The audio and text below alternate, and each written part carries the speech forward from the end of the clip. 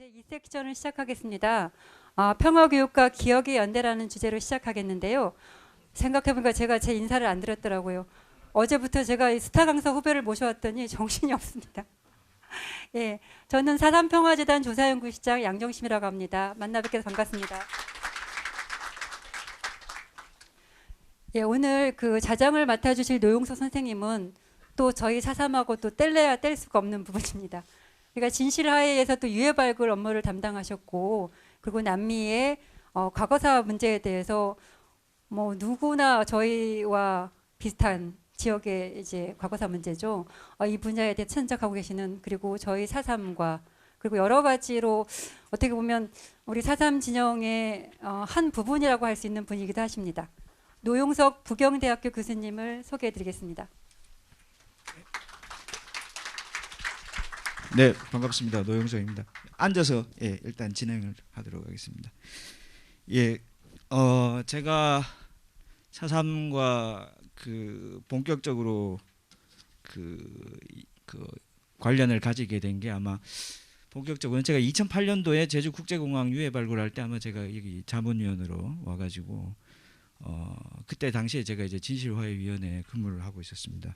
그때 이제 사삼은 그때 이제 특별법이 있었고 진실화해위원회의 민간인 학살 사건들에 대해서는 또 특별법이 없는, 그래서 이 법이 있고 없고의 차이, 그 다음에 사삼에서의 죽음과 그 다음에 한반도 다른 지역에서 돌아가신 분들의 6.25 때 똑같이 돌아가신 분들의 이 죽음이 어떻게 하면은 이런 동일성과 혹은 또 어떠한 차이점이 있는가, 뭐 이런 부분들에 대해 가지고 굉장히 많은 관심을 가졌습니다. 그리고 발굴되어서 드러나오는 유해를 보면서 이 문제가 과연 미래를 향해서는 또 어떤 방식으로 우리에게 상징성을 줄 수 있을까에 대한 부분들을 좀 많이 생각하고 있습니다. 현재는 이제 제가 라틴 아메리카 부분에 조금 관여를 많이 하고 있는데요. 그 라틴 아메리카 많은 국가에서도 우리 한반도에서 일어났던 여러 가지 일들과 비슷한 류의 사건들이 발생을 하고 있습니다. 그래서 이 국제적 연대, 그 다음에 기억의 연대, 그 다음에 전 세계적으로 이런 사건이 일어나고 나서 어떤 방식으로 그 사회는 이 문제를 해결할 수 있을까에 대한 여러 가지 고민들이 사실은 필요하다고 생각을 하고 있습니다.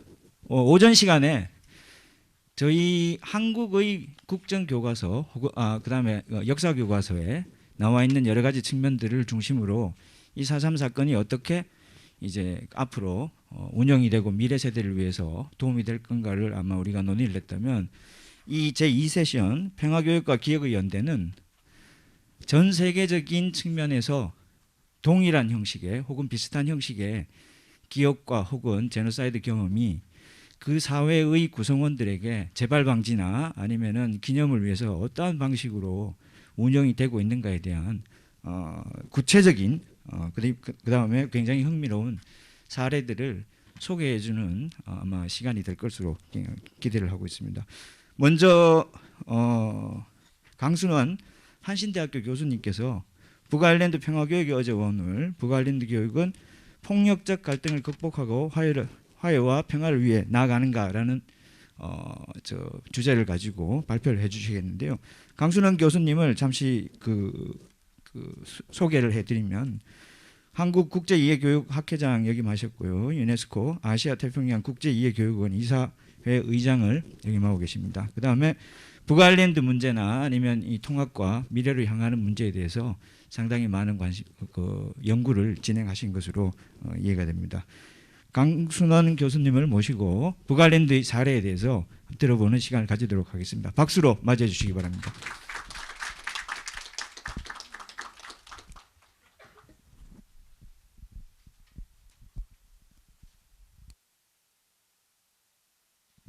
안녕하세요. 저 한신대학의 강순원입니다.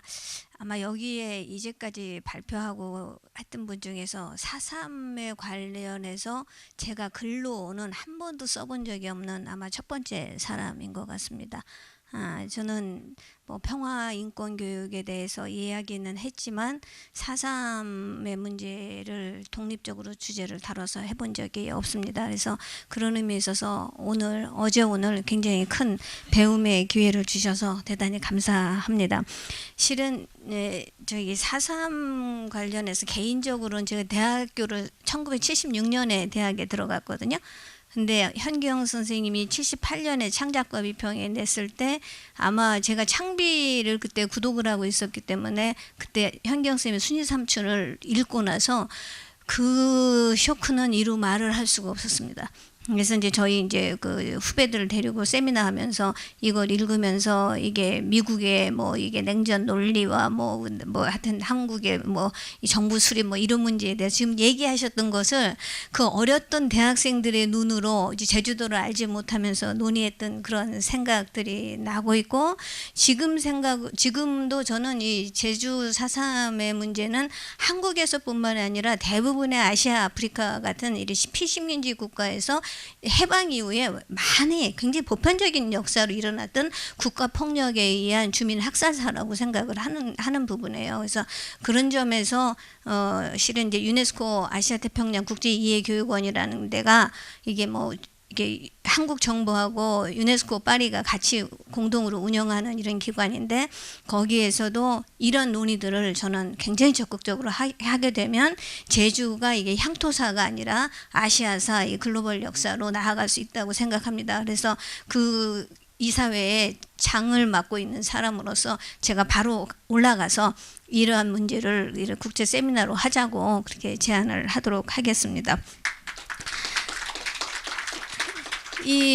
실은 이 북아일랜드에 대해서는 이게 지금 실은 여러분도 모르고 저는 여기 94년부터 북아일랜드 지역 연구를 좀 어떻게 우연히 하게 됐는데 오늘 계속 얘기하셨던 교과서의 문제, 논쟁사의 문제, 이게 폭동이냐, 뭐 사건이냐, 뭐 항쟁이냐, 뭐 이런 문제 같은 경우가 대부분의 이제 갈등 사회에서는 일반적으로 있는 문제입니다. 그래서 북아일랜드에서도 교육 문제가 거의 핵심적인 문제예요. 왜냐하면 미래 세대를 어떻게 준비시키느냐 하는 부분에 있어서 실은 이미 이제 성인들, 이게 폭력의 그 희생자였고 가담자였던 성인들은 미래 세대를 준비해야 되는 이런 부분이기 때문에 굉장히 많이 이제 그 주목을 하고 있는 부분이 이제 그런 겁니다. 그래서 그런 점에서 이제 제가 썼던 이제 이 책이라고 하는 것은 이제 연구재단에서 지원받아가지고 한 3년 했던 연구인데요. 이게 이제 주민들이 앞으로 이 책에서는 북아일랜드의 어제의 교육은 진영에 나누어서 이게 투사를 양성하는 이런 교육이었다면 미래는 공존의 이런 화해와 치유와 이런 미래를 향해서 함께 가야 되는 그러한 이른바 평화시민을 양성하는 그러한 교육이어야 되지 않느냐. 그래서 그거를 위해서 희생자의 가족들이 중심이 돼서 통합해서 같이 하자. 라고 했던 교육 운동이 이게 북아일랜드 통합학교의 부분입니다. 그래서 실제적으로 이 아이가 죽은 부모가 이 운동을 시작을 했고 그 다음에 주민들이 시작을 했다라고 하는 의미에 있어서 저는 혹시 관심 있으신 분들은 이 책을 보시면 이 갈등 지역에서 어떻게 교육을 통해서 이 치유하고 함께 미래를 구축하는가 그리고 이것을 어떻게 국가 정책으로까지 발전시키는가 하는 것에 대한 사례 연구가 될 수 있다고 생각을 합니다. 아마 아일랜드 보시면 지금 이제 슬픈 아일랜드라고 한국에 나와 있는 책이 3가지 종류가 있습니다. 하나는 지금 이거 맥커리가 쓴 청소년 소설이고 아마 여러분들이 1840년대에 아일랜드 대기근 혹시 이제 서양사 하시는 우리 교수님이 잘 아시는 부분인데 대기근 문제를 다뤘던 아이들의 이야기 그를 다룬 게 이게 소설로서 이제 산하에서 나온 거고요. 그다음에 윤정모라는 소설가가 또 쓴 우리 것이 있고 하나는 서울대학의 박지한 교수님이 쓰신 이 슬픈 아일랜드라고 하는 게 있습니다. 근데 대부분 이제 슬픈 아일랜드라고 얘기가 되어 있는 부분에는 크게는 이제 식민지 시대의 아일랜드의 그 피해에 대해서 쓴 부분이 하나가 있고 이제 그것이 가장 전형적인 것이 이제 그 감자 대기근 사건으로 얘기되는 부분이 하나가 있고 하나는 지금 이 부분에 있어서 이게 보리밭을 흔드는 바람 혹시 이 영화 보신 분 있으십니까? 한번 손 들어. 지금 이제 몇 분 이게 켄로치 감독이 영국에서 이런 그 사회주의 그 리얼리즘 쪽에 한 켄로치 감독이 이거 해가지고 굉장히 이제 부상한 이 작품입니다. 이 보리밭을 그 흔드는 바람에 지금 여기 나와 있는 앞에 있는 게 데미언이라는 동생 의사 이 친구, 뒤에가 이제 테디라고 하는 형인데 결국은 아일랜드가 그 영국의 식민지로부터 해방되는 이런 항영 투쟁 과정에서는 같이 ILA를 같이 하는데 나중에 이제 이게 23년에 영국의 일부로 북아일랜드를 남겨놓겠다라고 하는 것을 미완의 해방이라고 생각하는 ILA 쪽 사람들하고 일단 이거는 우리가 세가 불리하니까 일단 남아일랜드라도 먼저 해서 자치정부를 하고 나서 그다음에 2단계로 하자라고 하는 이제 현실주의적 ILA 사이에 있어서 엄청 이제 그 내전이 일어나는 그 배경에 대해서 쓴 것이 이제 보리밭을 흔드는 바람입니다. 그리고 이후에 혹시 아버지의 이름으로라고 하는 영화 보신 분 있으세요? 네, 이 아버지의 이름으로라는 것이 이제 그 영국 그 이제 그래서 결국 이제 북아일랜드는 영국령이 되는데 영국에 의한 이른바 이제 추악한 공작과 결국은 피해 이것의 실화로서 되어 있는 부분이 이제 그 아버지의 이름으로라고 하는 거고 그 이후에도 실은 북아일랜드를 다룬 여러분들이 혹시 뭐 이게 네이버나 어디를 들어가서도 북아일랜드 영화 이렇게만 치면 굉장히 많은 영화들이 나옵니다. 저는 이제 실은 4.3 쪽에도 4.3도 그렇고 우리 위안부 할머니들 문제 하는 데에서도 항상 얘기하는 것이 이게 미학적 감수성에 이게 호소를 해야 된다라고 하는 부분이에요.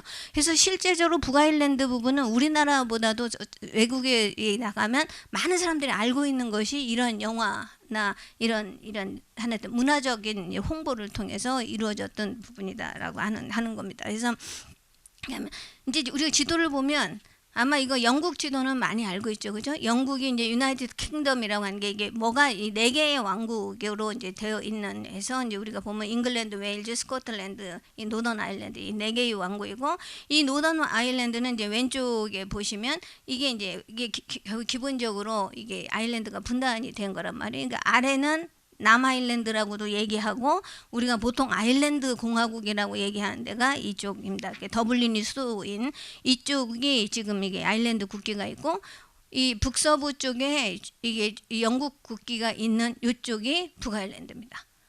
그러니까 이 북아일랜드가 영토상으로는 남북 아일랜드로 나눠져 있는 형태고 나중에 이제 이것이 이제 지금 이것이 영국으로부터 식민지를 한 것은 한 1600년대 초지만 직접적인 식민지지만 실제적으로는 한 1200년대부터 영국의 간접적인 지배를 받고 있기 때문에 어떤 사람들은 800년 식민지라고 하는데 실은 그거는 옳지는 않고 어쨌든 한 300년 이상의 직접적인 식민지를 했던 이제 이러한 역사를 갖고 있다고 보시면 됩니다. 그래서 똑같은 형태인 거죠. 여기도 이제 해방되는 과정에서 그러니까 우리가 한국 정부를 수립하는 과정에서 사상 문제가 굉장히 심각하게 났듯이 여기도 북아일랜드도 이게 해방되는 과정에서 통일 아일랜드를 하느냐 아니면 이게 분단된 형태로 하느냐를 놓고서 실제적으로 엄청나게 이게 사람도 이 내전에서는 사람 많이 죽은 건 얘기할 것도 없고 이후에 이제 68년에서 98년까지를 이쪽에서도 이거 더 트러블스라고 해서 우리가 이제 분쟁기라고도 하고 뭐 여러 가지 하는데 저는 어쨌든 이걸 분쟁기라고 번역을 하는 겁니다. 요 기간 동안에 실제로 죽은 사람은 3,500여 명.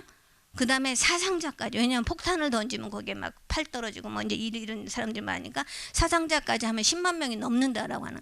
그러니까 인구가 여기도 인구가 한 180만 지금이 180만인데 그 당시에는 한 120만에서 130만이라고 하거든요. 그러면 거의 좀 과장하면 10명당 한 사람이 이 피해자다라고 하는 그런 부분인 거죠. 그래서 그런 의미에 있어서 북아일랜드에 가면 가족 중에 한 사람이 피해자가 아닌 사람이 없다고 할 정도로 그 피해의 상흔이 굉장히 깊게 내재되어 있는 형태라고 보시면 됩니다. 그래서 이제 이러한 것을 지금 이제 우리 오늘 이 기억인데 이것을 기억해야 되고 계속해서 그 사람들을 기억하면서 다시는 이걸 하지 말아야 되냐? 아니면 우리 시대가 변했기 때문에 여기에서 이제 그만 그 얘기하고 이제 우리 미래를 가자라고 하는 부분에 있어서 실은 항상 이 기억의 문제를 굉장히 많은 논의들을 하고 있습니다. 이 사람들이 기억을 한다면 어떠한 방식으로 기억을 할 것인가의 이제 부분이라고 볼 수가 있습니다.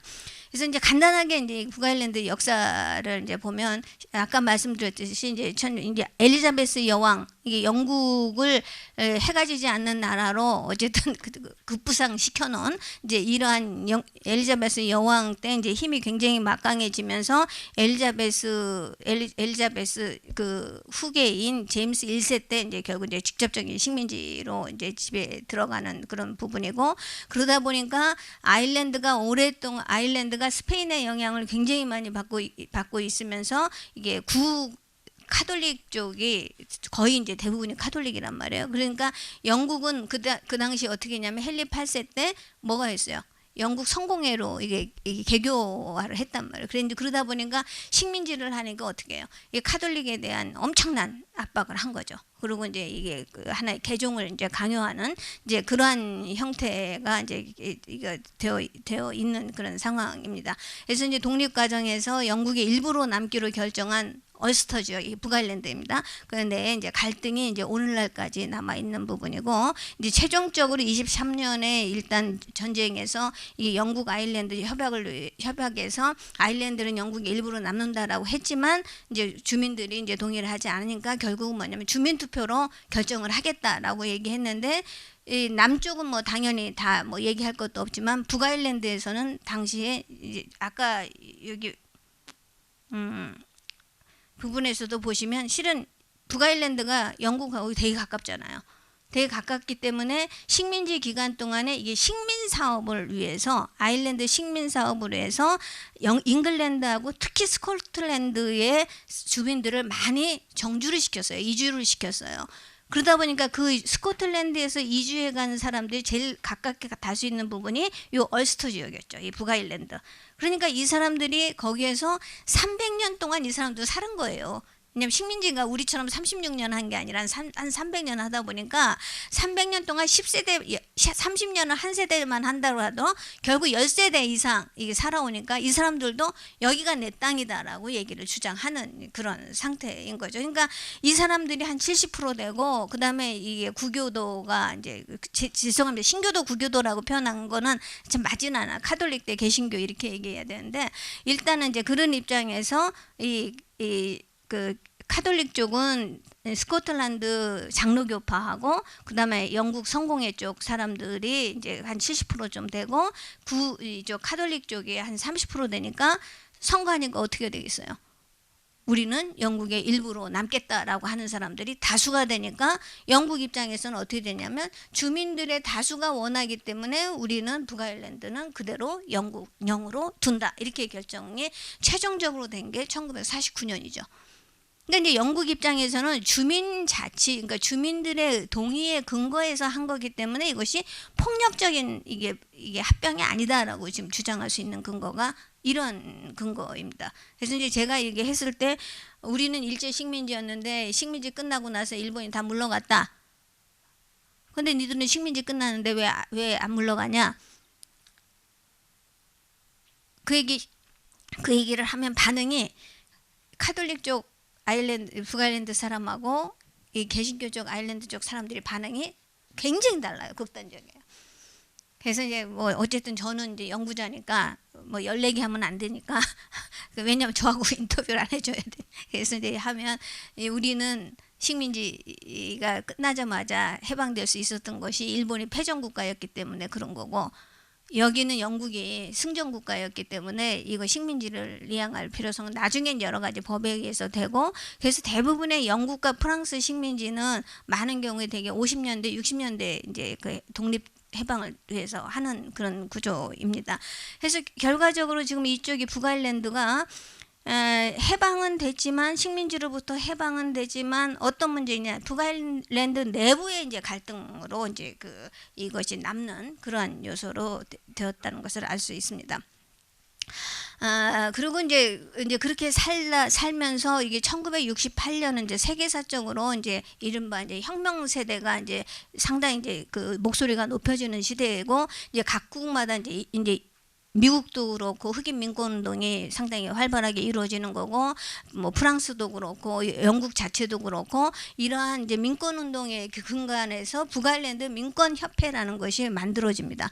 만들어지면서 이제 그때부터 본격적으로 IRA 중에서 이제 그 프로비저널해서 이제 그 북아일랜드 그 공화군이라고 하는 이제 요 그룹들이 이제 본격적으로 이제 하나의 무장 투쟁에 이제 그 진입하게 되는 그런 사단이 벌어진다라고 볼 수가 있습니다. 그래서 아마 여러분들이 혹시 영화 블라디 선데이라는 거 혹시 보신 분이 있을 텐데, 이것이 1972년 1월 6일에 이른바 이제 유혈 진압에 의한 영국의 이제 북아일랜드 진압사, 그리고 그 이후에 영국에서는 어떻게 하냐면 북아일랜드의 이양 정부, 자치 정부를 없애고 직접 통치에 들어가는 이제 시기가 1998년까지 이어지는 그런 시기라고 볼 수가 있습니다. 그래서 이제 요 시기를 1968년에서 1998년까지 엄청나게 이게 그 각종 이제 이른바 이제 서로의 공격과 뭐 피해, 그리고 뭐 이제 이런 상황이 벌어지고 있는 기간을 공식적으로 이 사람들이 뭐라냐면 더 트러블스라고, 이거 분쟁기라고 표명을 하고 있습니다. 그래서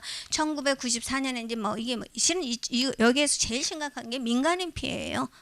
우리도 마찬가지로 4.3 때도 실은 뭐 이게 민간인 피해가 너무 큰 부분이기 때문에, 그래서 민간인 피해가 너무 많고 이러다 보니까 이제 94년에 휴전 협정을 거치고 98년에 성금요일 협정이라고 굿 프라이데이 어그리먼트라고, 우리는 보통 이것을 벨파스트 평화 협정이라고 얘기를 하고 있는 부분입니다. 그래서 현재까지 나름대로 다들 이제 무기를 내려놓고 뭐 그럼에도 거기에 이제 뭐 불복하는 사람들이 뭐 잦은 이런 테러를 일으키긴 하지만, 그러나 전반적으로 폭력 지수는 굉장히 줄어들었음에도 불구하고 문제는 이제 2015년에 이제 브렉시트가 이제 발표되면서 다시 이게 양쪽이 이제 분쟁이 일어나고 있다라고 이제 보시면 되겠습니다.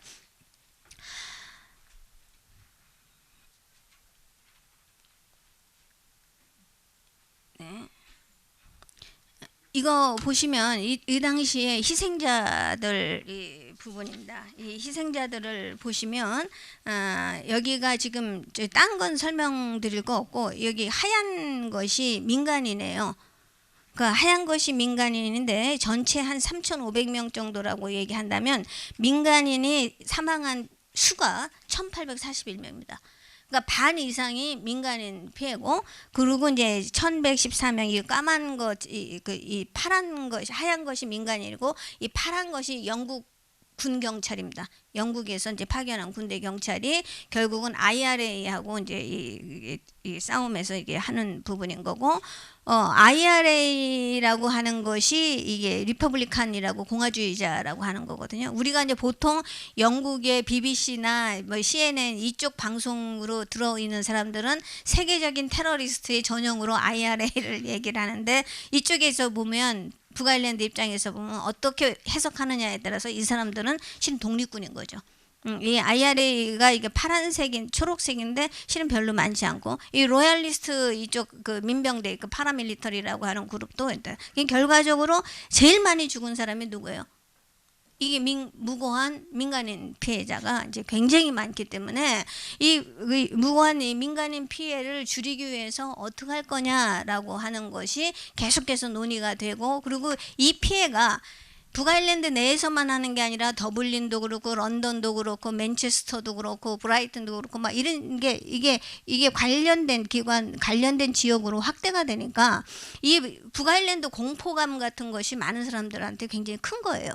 결과적으로 이제 이 북아일랜드 협정을 해야 된다라고 하는 논의가 어디에서 제일 많이 일어나냐면, 이제 우리랑 다른 것 중에 하나가 EU가 94년에 이제 유럽 의회가 이제 유럽 연합이 만들어지면서 유럽 연합에서 이제 북아일랜드 평화를 어떤 형태로 하기 위한 구체적인 노력을 해야 되겠다라고 하는 거 하나 있고, 그다음에 하나는 미국입니다. 그러니까 미국에 굉장히 이 아일랜드 이민자들이 굉장히 많잖아요. 그러니까 아일랜드 이민자들이 많고, 공식적으로 전 정확하게 모르겠는데 아일랜드 출신 대통령들이 꽤 많대요, 미국에. 우리가 제일 잘 알고 있는 것은 케네디 대통령 이쪽 한데, 결국 이제 그래서 이 미국에서는 아일랜드의 평화라고 하는 것을 이 그 미국의 그 유권자들, 아일랜드계 유권자들도 굉장히 원하고 있고, 당시 대통령이 클린턴 대통령이었기 때문에 클린턴 대통령이 여기에 이제 메신저로서 굉장히 적극적으로 아일랜드 이걸 합니다. 그래서 결국은 만약에 북아일랜드의 평화협정이 될 경우에 미국이 재정 투자하겠다. 그리고 EU가 돈 대겠다라고 하는 거의 이제 굉장히 굵직한 두 이제 외국 두 하나든 국제 조직이 들어오면서 결과적으로 98년에 벨파스트 어그리먼트 평화협정이 선언되었고 그 다음 달에 국민 투표가 이루어집니다. 그래서 국민 투표가 이루어지면서 72%의 찬성으로 벨파스트 평화협정이 이제 가결돼서 이제 오늘에 이릅니다. 그래서 이제 여기까지가 이제 북아일랜드 여기에 대해서 간단히 설명했는데, 좀 사진 잠깐 보실까요? 이게 왜?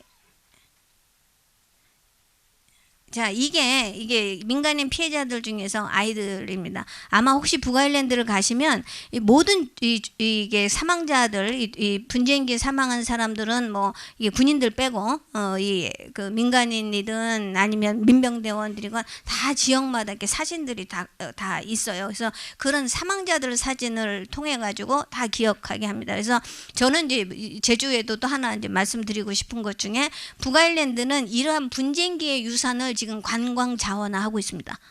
그래서 북아일랜드 이걸 보기 위해서 굉장히 많은 관광, 지금 이제 코로나 때문에 일단 스탑됐는데 굉장히 많은 사람들이 있고, 그 다음에 이제 그 하나의 어떤 관광 상품으로 이게 그 분쟁기의 유산을 본다라고 하는 것이 나와 있을 정도로 굉장히 많이 하고 있는 부분입니다.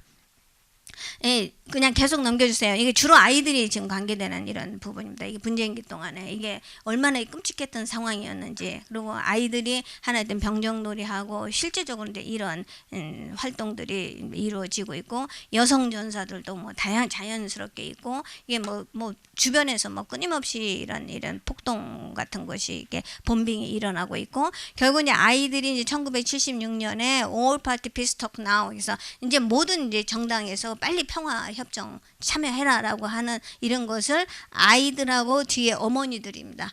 왜냐하면 이게 76년에 실제적으로 백화점에 테러를 해서 무고한, 이게 백화점에서 엄마랑 손잡고 나오는 아이들 3명이 그냥 즉사하는 이런 사안들이 벌어지고 나니까 이거 더 이상 이런 형태는 안 되겠다라고 하는 이런 부분입니다.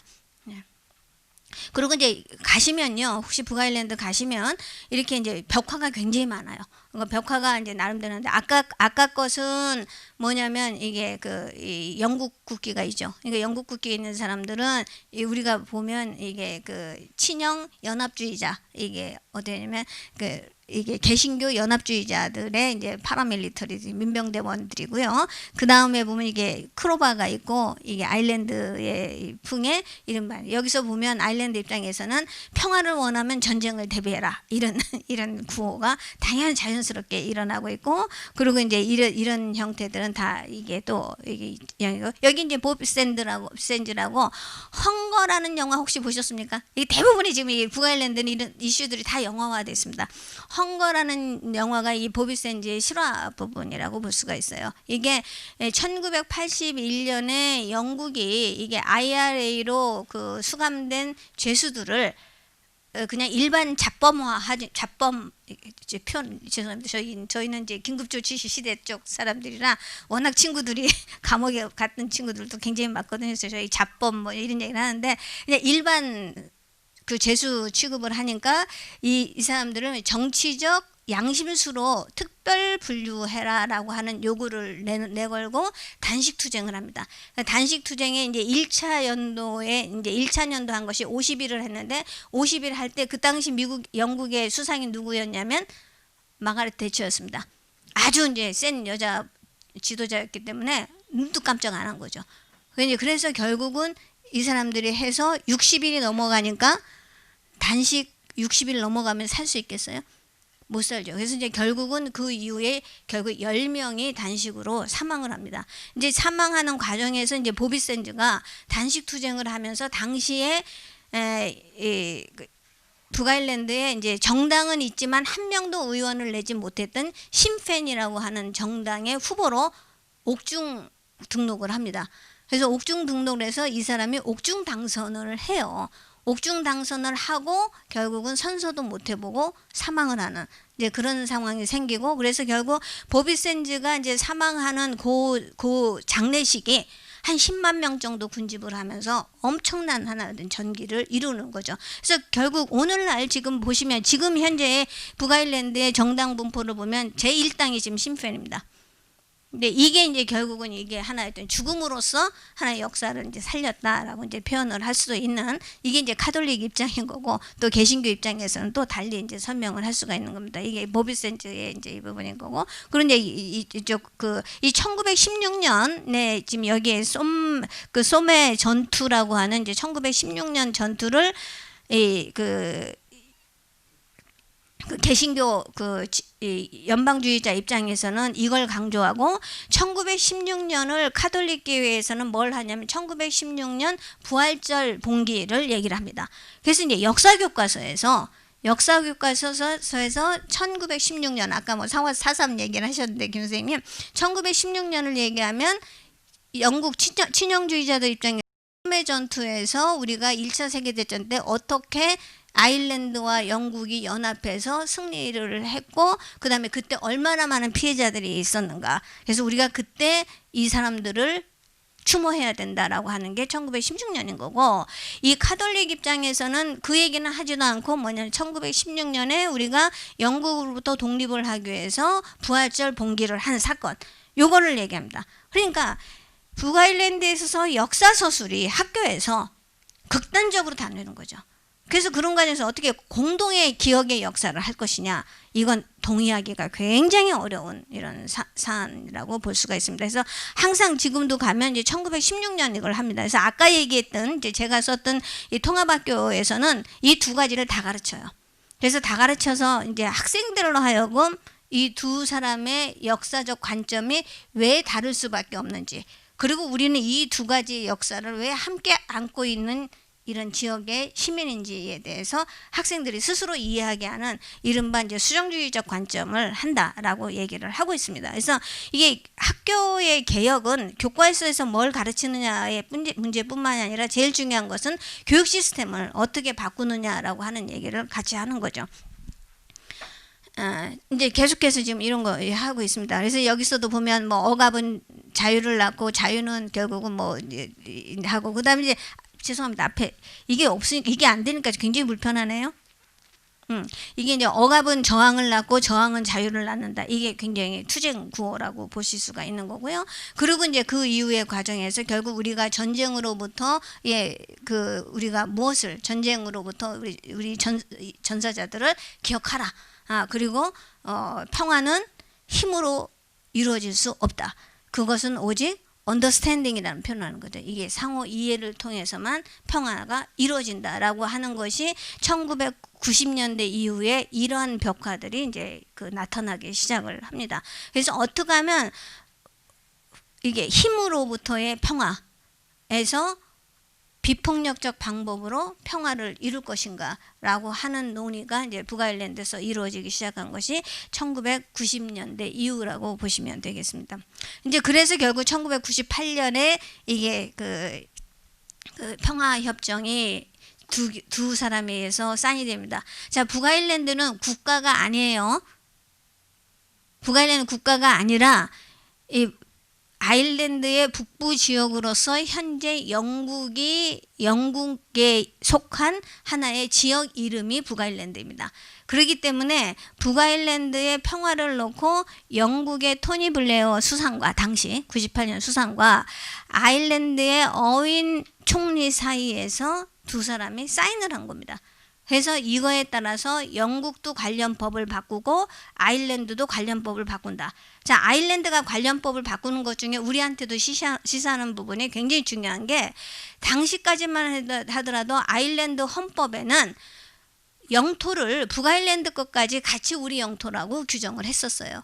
그래서 이후에 이 98년 이후에 아일랜드는 민족으로서의 이제 영토적 개념으로서의 아일랜드라는 말을 좀 안 쓰는 구조로 이게 98년 이후에 됐습니다. 지금 현재 우리나라 헌법도 그렇죠, 그죠? 우리나라 헌법도 이게 한반도 전체를 했기 때문에 실은 이제 북한도 우리 헌법에 의해서는 지금 우리 영토입니다. 그래서 실질적으로 우리가 이제 그건 제가 얘기할 부분이 아니어서 일단 이제 이런 식의 평화협정이 이루어질 경우에는 실은 이러한 관련되는 이런 정비 작업이 이루어진다라고 하는 걸 좀 보셔야 될 거고요. 이게 자, 그런데 이제 지금 문제는 지금 브렉시트입니다. 이게 2015년에 캐머런 영국 총리가 잠시 이제 일단 국내 내치용으로 브렉시트 얘기를 했는데 실질적으로 아마 캐머런 자신도 이것이 통과될지 몰랐다라고 얘기했는데 어쨌든 다수에 의해서 이제 통과되면서 결국 제일 문제가 된 것이 북아일랜드입니다.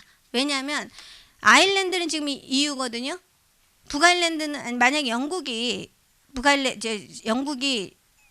브렉시트가 지금 이미 됐죠, 그죠? 브렉시트에서 이제 EU를 탈퇴를 할 경우에 북아일랜드는 이전에 있었던 이 국경선을 다시 복원을 해야 되는 이런 상황이 지금 생기는 거예요. 그래서 지금 이 부분이 이제 지금 현재 협의 중인데, 그래서 지금 이제 그러다 보니까 브렉시트가 이제 논의가 되니까 지난해 그동안 이 폭동 같은 거 없다가 지난 19년 1월에 대리 또는 우리가 대리도 런던 대리로 하는 사람들은 주로 이게 친영파고 대리라고 하는 얘기를 대리라고 지역을 하는 사람들은 주로 아일랜드입니다. 그래서 가실 때 말 조심하셔야 돼요.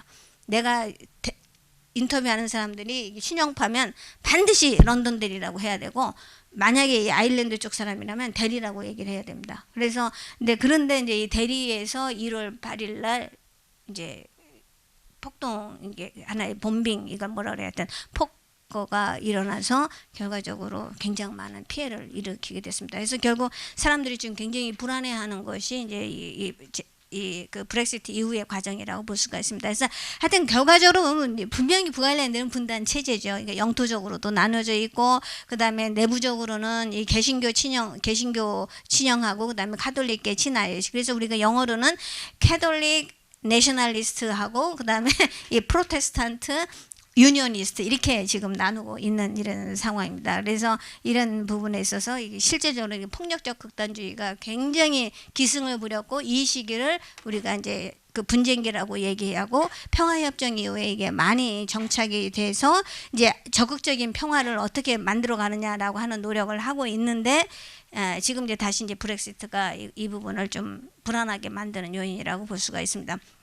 그래서 결과적으로 평화라고 하는 것이 양쪽이 서로 악수하는 건데 결국 평화가 총을 맞은 거죠. 자, 그런 경우에서 결국은 time for peace라고 하는 것은 이제 평화를 할 때니까 그 다음에 얘네들이 뭐라 그래? time to go. 이제 니네 떠나라. 누구 떠나라는 거야? 영국 보고 떠나라라고 하는 거죠. 결국 이제 이런 형태의 이제 벽화가 이제 다시 그려지기 시작한다라고 하는 것은 조금 다시 이제 분쟁이 제기될 가능성에 대해서 많은 사람들이 지금 염려하는 부분이라고 보습니다. 자, 학교 이야기인데요. 제가 실은 시간을 굉장히 잘 지키는데 너무 이게 좀 설명이 길어졌네. 자, 학교가 이렇게 완전히 나눠져 있습니다. 그러니까 인구 전체적으로 보면 지금은 이제 거의 이제 이렇게까지 극단적인 아직도 개신교가 카톨릭보다 많습니다. 학교도 카톨릭 학교가 지금 녹색 학교고 동그란 빨간색이 개신교 학교입니다. 그러니까 학교도 쫙 반 나눠졌고 인구도 딱 반 나눠져 있습니다. 그래서 카톨릭 학생들은 카톨릭 학교에 다니고 개신교 애들은 개신교 학교에 다닙니다. 지금 이제 여기가 카톨릭 학생의 90% 빨간색하고 보라색이 개신교인데 이제 다니고 있고 이 개신교 아이들이 이제 이게 파란색하고 초록색이 이제 개신교인데 이게 90%예요. 그러니까 결과적으로 뭐냐면 개신교의 아이들은 개신교 학교에서 개신교 전사로서 카톨릭에 대한 부정적인 이미지와 편견을 갖게 되고 카톨릭 아이들은 카톨릭 학교에서 개신교에 대한 굉장히 부정적인 인식과 하나의 어떤 이런 저항과 이제 그 이질감을 키우고 있다라고 하는 거죠. 그래서 이제 이런 부분에 있어서 절대로 하지 말자라고 시작한 것이 1981년에 통합학교입니다. 라간 칼리지라고 돼. 칼리지는 거기서 중고등학교를 얘기합니다. 하는데 이것이 엄청나게 지금 지원을 받아서 지금 이게 그 하나의 어떤 그 뭐라고 하나 이게 지지를 받아서 지금 이게 제가 이게 그때 가서 2016년에 찍은 사진이거든요. 지금은 벨파스트에서 뭐 최고 좋은 학교라는 개념 하는데 가장 바람직한 교육을 하고 있는 학교다라고 해서 이루어지고 있는 것이 이런 학교입니다. 결국 이걸 누가 만들어내느냐? 분쟁기 동안에 희생당한 학부모들이 만들어서 여기까지 왔던 이런 부분이고 여기서 가르치는 역사와 기억과 이런 것은 굉장히 다릅니다. 그래서 혹시 궁금하시면 책 읽어보시면 자세하게 나와 있고 그러다 보니까 세계의 많은 사람들이 북아일랜드를 가면 전부 다 이 학교를 방문을 하는 거예요. 그래서 이제 이 지금 맨 위에 토니 블레어는 헤이즐우드라고 이제 북아일랜드의 북벨파스트라고 굉장히 맨날 분쟁이 일어났던 지역에 가서 한 거고 그리고 오바마하고 캐머런 이 사람은 그 애니스킬렌이라고 해서 거기서는 실제적으로 11명이 현충일 행사하다가 IRA에 에서 저격받아가지고 그 자리에서 즉사한 사건이거든요.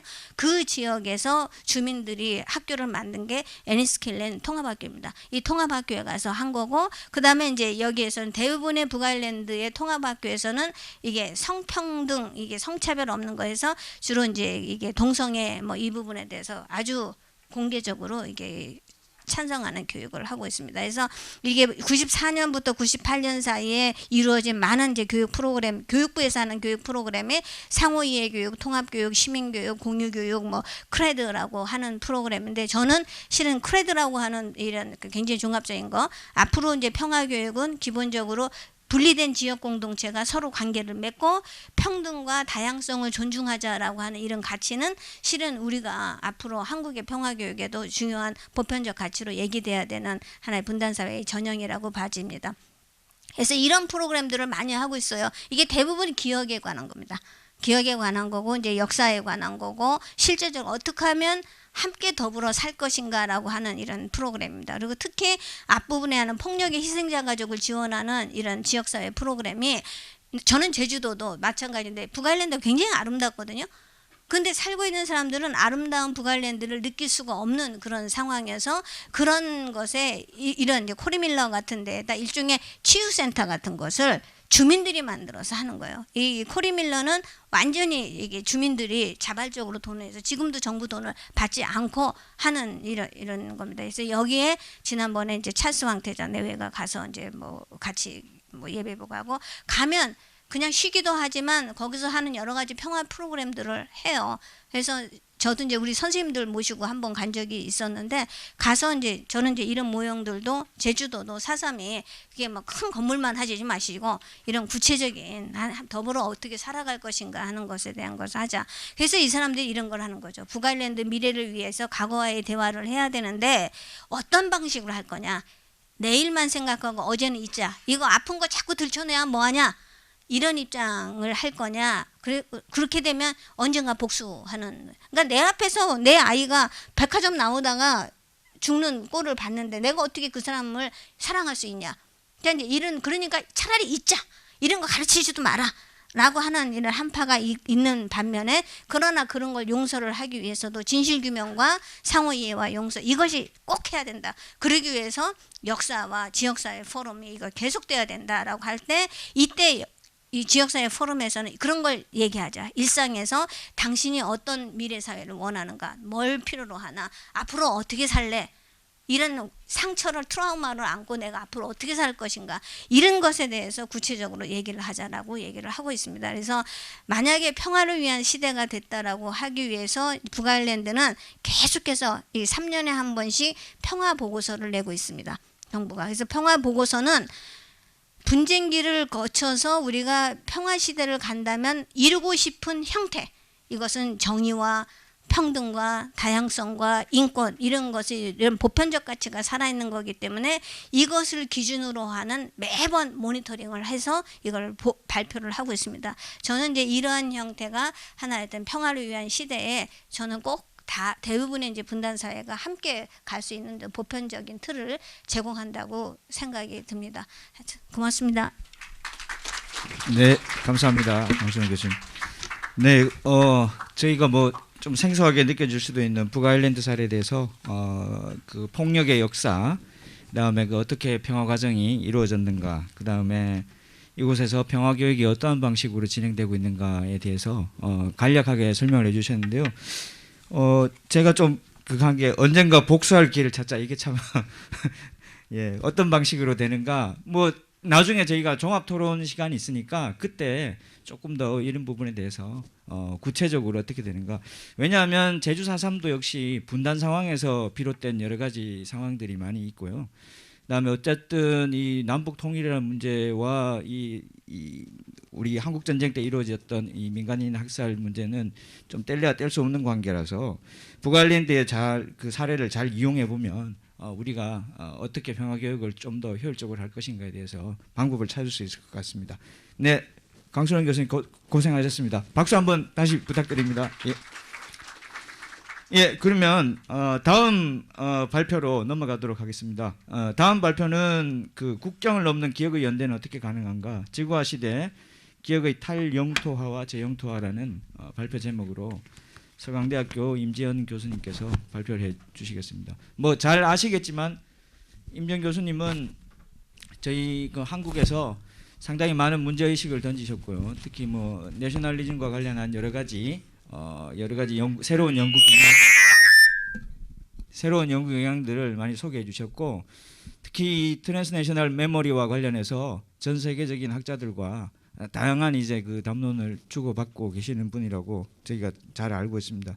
그래서 오늘 아마 그 임지연 선생님께서 발표해 주실 내용의 그 기억의 문제, 이것은 이 교육의 문제의 원천이 될 수 있는 기억과 역사의 문제를 어떻게 우리가 정립하는가에 대한 좀 외국의 다양한 사례, 그 다음에 여러 가지 역사적 그 사례들을 보면서 한국의 사례에 어떻게 적용할 수 있을까에 대해서 좀 정보를 주실 거라고 생각합니다. 자, 임지연 교수님을 박수로 맞이하겠습니다. 네, 임지연입니다. 얘기 시작하기 전에 두 가지 먼저 양해 말씀을 좀 구했으면 좋겠는데, 첫째, 국경을 넘는 기억의 연대는 어떻게 가능한가라는 제목을 보냈는데 제가 너무 낙관적이었던 것 같습니다. 원래 뜻은 국경을 넘는 기억의 연대는 과연 가능한가, 뭐 도대체 가능한가, 될 법이나 한 말인가라는 게 제 원래 의도인데, 사실은 굉장히 겉으로 볼 땐 국경을 넘는 기억의 연대인 것처럼 보이지만 그 밑바닥에서 흐르고 있는 것들은 이것이 끊임없이 네이션 스테이트로 회귀해버리는 그런 기억의 문제들을 제기하고 싶은 거고요. 두 번째는 거기 자료집에 있는 그 안은 발표되지 않은 원고를 보내야 되는데 뭐 솔직히 새로 쓸 시간 없었고, 예전에 그건 사실 박근혜 대통령 때 국정교과서 문제가 나왔을 때 이게 국정교과서는 저의 입장에서는 이건 기억을 국가가 독점하겠다라는 그런 프로젝트라고 생각을 하고, 국가가 기억을 독점하려는 시도에 대한 딴지 걸기로 그 네이버 열린 강좌에서 얘기를 할 때 쓴 거기 때문에 조금 보니까 여기 와서 보니까 뭐 현 정권의 국정교과서 시도 뭐 그런 얘기 나와서 죄송합니다. 제가 조금 문구라도 바꿨어야 되는데 그냥 보내서 조금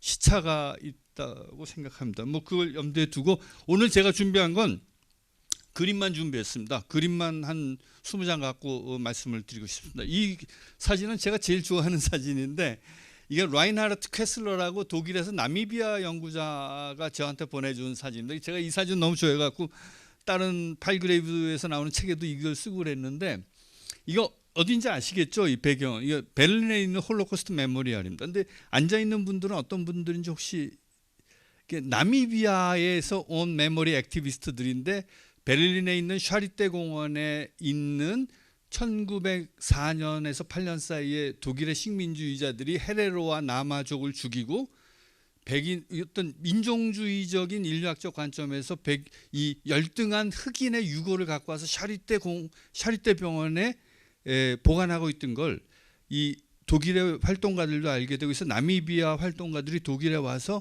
그 유골을 찾으러 왔다가 이 홀로코스트 메모리얼에 가서 거기 앉아서 아이스크림을 떠먹고 있는 사진입니다. 근데 굉장히 중층적인 의미가 있습니다. 이 사진 밑에 첫째 뭐냐 하면, 실은 독일에서 그렇게 홀로코스트에 대해서 반성하고 보상하고 사죄한 독일이지만 식민주의적 학살에 대해서는 아직까지도 배상을 하고 있지 않다는 점, 그리고 2004년도에 독일 정부가 처음으로 미안하다는 말을 했지만 그것이 진짜 국가적 공식 사과냐 아니냐를 갖고 여전히 해석의 여지가 많다는 점.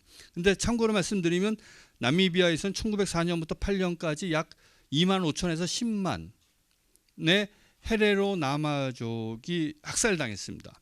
근데 이 학살이 단순히 그냥 식민주의적 학살이 끝나는 게 아니라 독일에서 그 위르겐 침머라는 친구가 박사 논문을 홀로코스트에 대한 포스트 콜로니얼한 퍼스펙티브에 대한 박사 논문을 썼는데 그 뭐냐 하면 이 나미비아에서 독일의 식민주의가 저질렀던 학살의 역사와 홀로코스트가 어떻게 연결되는가에 대한 이야기입니다. 실제로 보면 그 가장 우리나라 사람들 제일 많이 헤르만 괴링이니까 그 독일 나치의 공군 총사령관이었던 헤르만 괴링의 아버지가 나미비아 총독이었습니다.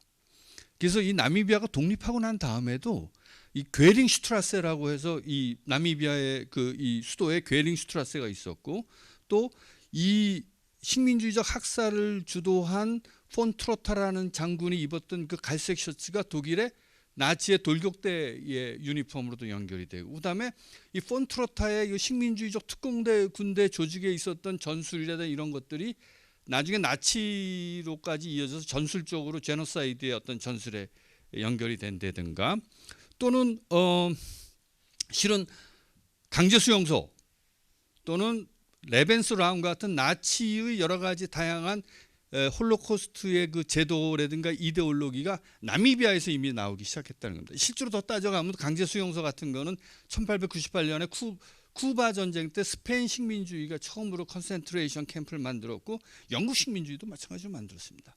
근데 이 얘기가 상징하는 바는 뭐냐 하면 유럽에서 홀로코스트에 대한 기억에 대해서 그렇게 절절하게 반성을 하는 사람들이 식민주의적인 제노사이드에 대해서는 상대적으로 왜 소홀했는가에 대한 문제 제기가 사실 이 사진이 함축하고 있다고 봅니다. 그런데 그 문제는 실은 1949년도에 그 에이미 세자르가 이미 그 포스트 콜로니얼한 그러한 그 논문에서 이 얘기를 합니다. 뭐냐 하면 유럽의 부르주아들이 이렇게 히틀러에게 분노하는 건 히틀러의 나치의 범죄가 인간을 향해서 저질러진 범죄가 아니라 백인을 향해서 저질러진 범죄이기 때문에 그렇다.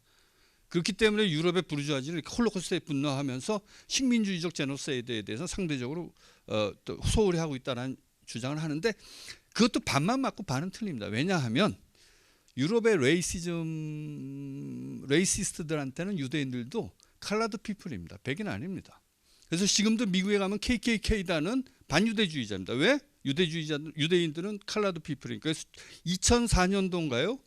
그 테헤란에서 홀로코스트 부정론에 관한 국제 컨퍼런스가 호메이니 정권의 서포트 아래 열렸는데 거기에 그 키노트 스피커가 누구였냐면 미국의 KKK단의 그 최고 두목이었던 그 데이비드 듀크가 키노트 스피치를 하는. 그러니까 지금도 미국의 레이시스트와 안티세미티즘, 홀로코스트 부정론이 연결되는 그런 모습들이 보이는데 그건 사실은 유대인들도 특히 동유럽 유대인들 같은 경우는 사실은 컬러드 피플로 이렇게 간주되는 경향이 있었습니다. 재밌는 일화는 19세기 말에 그 W.E.B. 두보이스라고 미국의 최초의 아프리칸 아메리칸 막시스트 소셜로지스트인데 하버드에서 박사학위를 받은 인물이고 처음으로 제대로 공부한 미국의 그 흑인 막시스트인데 이 양반이 19세기 말에 베를린에서 공부하다가 갈리찌아라고 해서 지금의 서우크라이나 르부프, 뭐 크라쿠프, 마워펄스카 이쪽 지역을 여행했는데 그때 이제 마부가 자기 이제 늦어갖고 호텔 가려고 마부를 딱 불러 세웠더니 마부가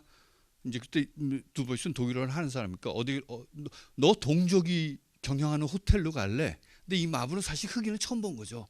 근데 너 동족이 경영하는 호텔이라는 거 뭐냐 해서 거기 가자 갔더니 자기를 데려다 준다가 유대인이 경영하는 호텔로 두보이스를 너희 동족이 경영하는 호텔로 데려갔다는 그 얘기는 뭐냐면 실은 많은 이 비유대인들 백인들에게 유대인은 백인이라기보다는 실은 이 집시들과 이 로마들과 더불어서 비유럽인 혹은 비백인으로 사실 간주되고 있었다는 것을 잘 보여주는 예입니다.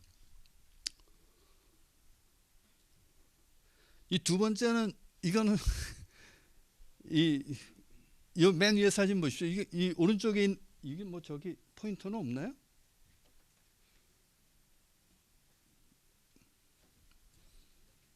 아니 어디 요거.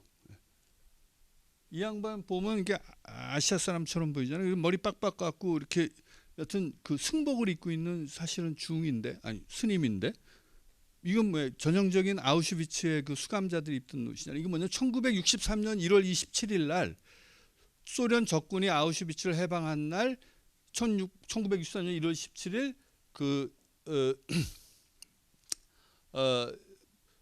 아우슈비츠의 기념 행사장에서 찍은 사진입니다. 이게 지금 바르샤바의 그 현대 미술 뮤제엄에서 아카이브에서 발견한 건데, 이 사토 쿄츠라는 인물이 일본의 그 일련종 니찌렌의 그 묘호지 소속 주지 승려인데 1962년에 히로시마의 반핵 액티비스트를 이끌고 히로시마 아우슈비츠 평화행진이라는 걸 오가나이즈합니다. 그래서 1962년 5월에 히로시마를 떠나서 육로를 통해 갖고 뭐 싱가포르, 중국, 싱가포르, 뭐 이스라엘, 부다페스트 등등을 거쳐서 1월 말에 폴란드에 도착해 갖고 아우슈비츠 그 해방 기념일 행사에 참가한 모습입니다. 근데 이 출발 과정이 굉장히 재밌습니다. 왜냐하면 이 친구들이 처음에 그 일본 외무성에 패스포트를 신청했는데 패스포트가 거절됩니다. 그 일본 외무성의 그 거절 이유는 뭐냐면, 너희들 카틴을 가지 왜 아우슈비츠를 가냐? 뭐냐, 카틴은 스탈린의 엔카 부대 비밀 경찰에서 폴란드 그 장교들이 학살당한 장소잖아요. 근데 그 얘기는 뭐냐면, 나쁜 공산주의자들의 학살 현장을 가지 왜 우리 나토 동맹인 서독이 저지른 범죄의 장소를 꼭 가야 되느냐라는 이유로 처음에 패스포트가 거절됐다가 우여곡절 때 패스포트를 받고 일본에 출발합니다. 뭐 굉장히 감동적인 그러한 그 피스 마칩니다. 그런데 이 자료를 보면 이 친구들이 이제 계속해서 그 소식지에다 이제 그 글을 쓰는데, 제일 놀라운 건 싱가포르에 가서 이 친구들이 완전히 충격을 먹습니다. 왜 충격을 먹냐면, 싱가포르에 마침 도착했는데 싱가포르에 자기네 그 네트워크 했던 사람들이, 야, 우리 여기 어디 유해 발굴 현장이, 우리 노영석 선생이 하던 것 같은 유해 발굴 현장인데 한번 가볼래? 그래? 그것도 뭐 그럼 비극의 장소니까 가야지. 근데 이 친구들이 간 그 유해 학살 장소는 뭐냐면 2차 대전 때 일본군에 의해서 학살당한 싱가포르 사람들의 유해. 근데 이 친구들은 뭐냐면, 일본은 세계 유일의 피폭국이니까 가장 큰 희생자라고 자기네들이 생각하고 있었는데, 싱가포르에서 갑자기 일본 군대가 이렇게 끔찍한 일을 저질렀어 하는 걸 발견하게 되고 이 친구들이 혼란에 빠지게 됩니다. 그래서 이 친구들의 그 기록들을 보면 굉장히 양가적입니다. 한편에서 우리 세계 유일한 피폭국이니까 너희들이 핵폭탄 맞아봤어? 우리 일본처럼 비극적인 그러한 역사의 희생자가 어디 있어라는 게 그 마음에서만 출발했는데, 싱가포르 같은 데서 일본의 그러한 어떤 그 그 가해 사실 같은 것들을 뼈저리게 느끼고 나니까 이제 헷갈리기 시작하는 거죠. 사실은 이게 내셔널한 메모리에 어떤 균열이 가기 시작하는 그런 중요한 시점이라고 생각합니다. 근데 이 친구가, 나는 이게 프랑코프스키라고 생각하는데, 이게 프랑코프스키라는 사람이 원래 히로시마에서 열린 1961년도에 반핵 평화회의에 폴란드 카톨릭 대표로 참석하는데, 어떤 사람이냐, 폴란드 극우 카톨릭 계통입니다. 팍스라고 불리는데, 공산주의 정권 때도 공산주의 정권이 극우 카톨릭 조직을 한 분파를 살려주는데, 그 분파는 뭐냐면, 너희들은 반동 내셔널리즘을 유지하는 한 우리가 오케이. 그러니까 소련에 대한 반러 내셔널리즘을 반동 내셔널리즘으로만 이렇게 흐르게 하는 한 이 극우 내셔널리스트 가톨릭 분파도 오케이라는 거죠. 근데 이 프랑코프스키는 그의 대표적인 인물로 뭐 국회의원도 하고 그랬습니다. 그 공산당 정권 때. 그래서 이 인물이 와갖고 일본의 이 평화 액티비스트, 피스 액티비스트들하고 만나서, 야, 너희들 우리 아우슈비츠 한번 와라 해서 이제 이게 시작이 됩니다. 근데 지금은 그러니까 1962년이라는 시기는 어떤 시기냐면, 지금은 미국의 아무리 조그만 시골 대학에도 다 그 홀로코스트 강좌가 뭐 한두 개가 아니라 진짜 코스로 열리는데, 1966년까지 미국 전역에 홀로코스트 강좌가 딱 하나밖에 없었습니다.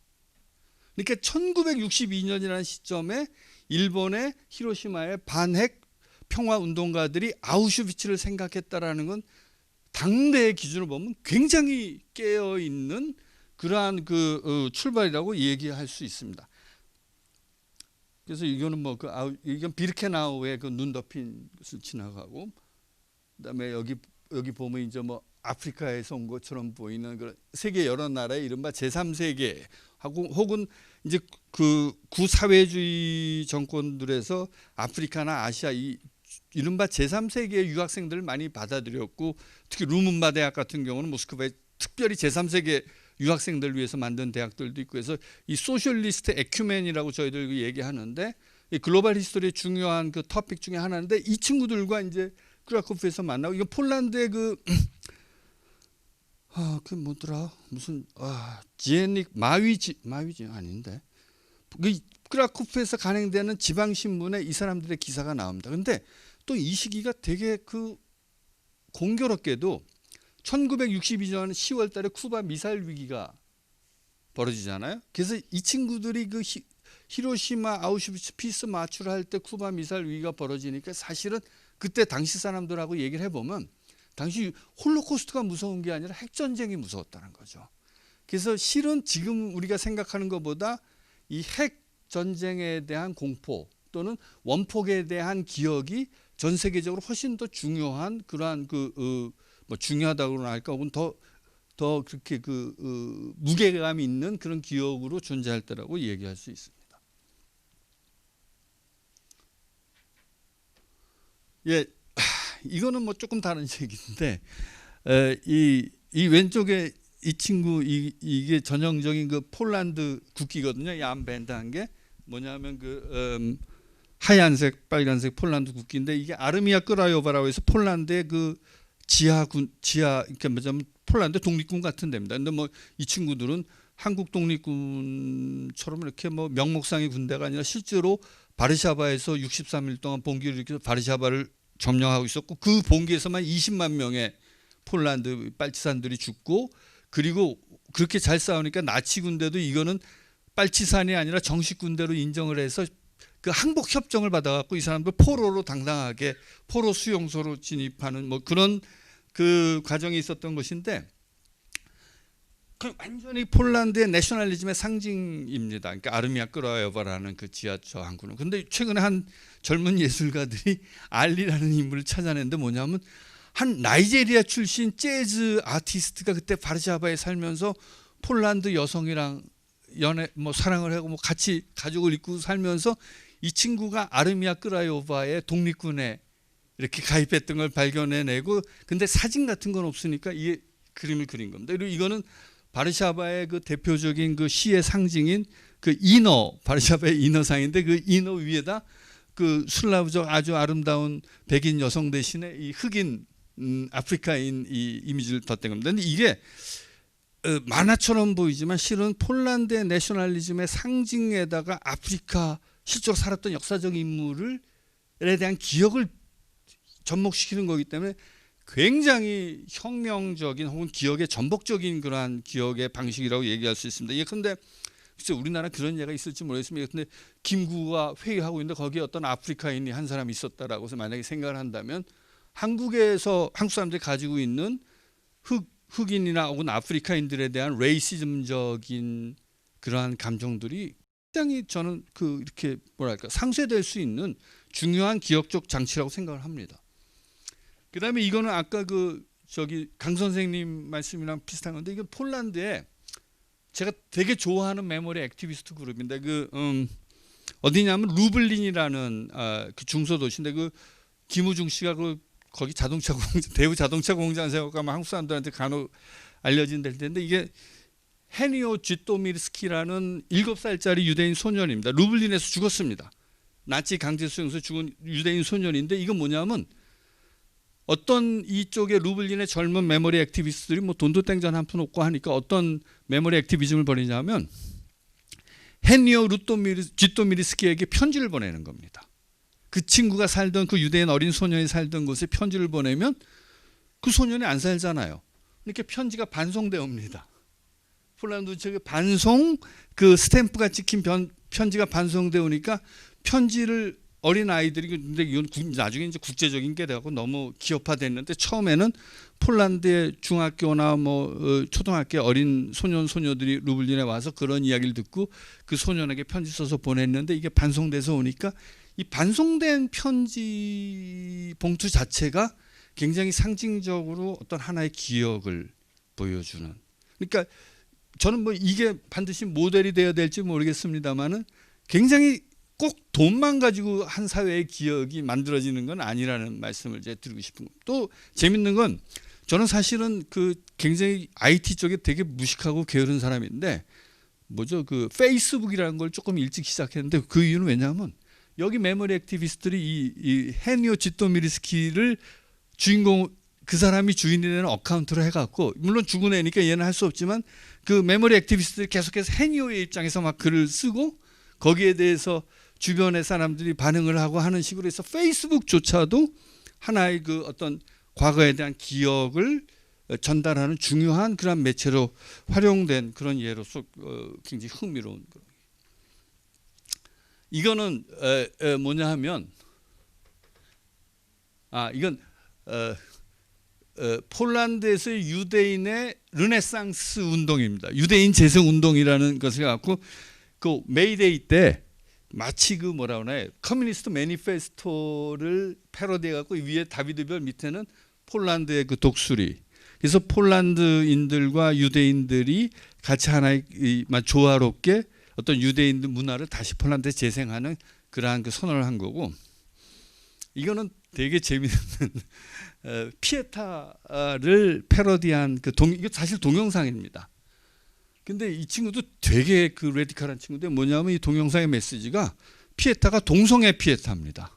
그래서 이 동영상을 틀어보면 그 복서의 이 몸을 이렇게 제가 만지는 그래서 굉장히 동성애적인 그런 메시지를 담은 피에타인데 이것 때문에 폴란드 난리가 났죠. 이 동영상이 상영될 때마다 가톨릭 내셔널리스트들이 나서 갖고 막 피켓 들고 데모하고 못하게 하는데 저는 사실은 폴란드가 가장 그 뭐랄까 극우라고 하긴 좀 그렇고 굉장히 그 이 가톨릭 내셔널리즘이 굉장히 강한 곳인데 거기서 동성애의 코드를 가진 이런 그것도 피에타라는 이름으로 그러니까 완전히 가톨릭의 그 모랄 도덕 체계라든가 기억 체계를 완전히 뒤집어 엎는 그래서 굉장히 흥미로운 겁니다. 근데 제가 이거를 볼 때 자꾸만 생각이 나는 게 최근에 이제 5.18 광장에서 LGBT 퍼레이드를 하겠다는 얘기가 나왔을 때 그쪽 분들이 어떻게 신성한 5.18 광장에서 그 동성애 그걸 한다라는 식이냐라는 얘기가 나옵니다. 사실은 전 모르겠습니까? 어느 쪽의 기억이 더 진짜 그 우리가 앞으로 바람직하게 미래로 가지고 나가야 될 기억인지 사실 굉장히 여러 가지를 생각하게 해주는. 그 다음에 이게 저는 컴포트 위민 일본군 위안부에 대한 어떤 그 기억이 글로벌라이즈 되는 그런 방식에 대한 어떤 하나의 그 예로서 이걸 갖고 왔는데 이게 글렌데일 도서관입니다. 글렌데일 시립 도서관인데 제가 글렌데일에 주목하게 된 건 처음에 이거 뭐 무슨 인구 한 30만밖에 안 되는 왜 글렌데일에서 뜬금없이 갑자기 일본군 위안부 뭐 소녀상도 세워지고 뭐 거기에 전시도 벌어지고 하는데 글렌데일을 찾아보니까 거기 그 일본군 위안부 소녀상 세워지는 제막식 때 연설한 사람들 이름이 좀 이상하더라고요. 뭐 산이아난 뭐 꼭 전형적인 아르메니아 이름이거든요.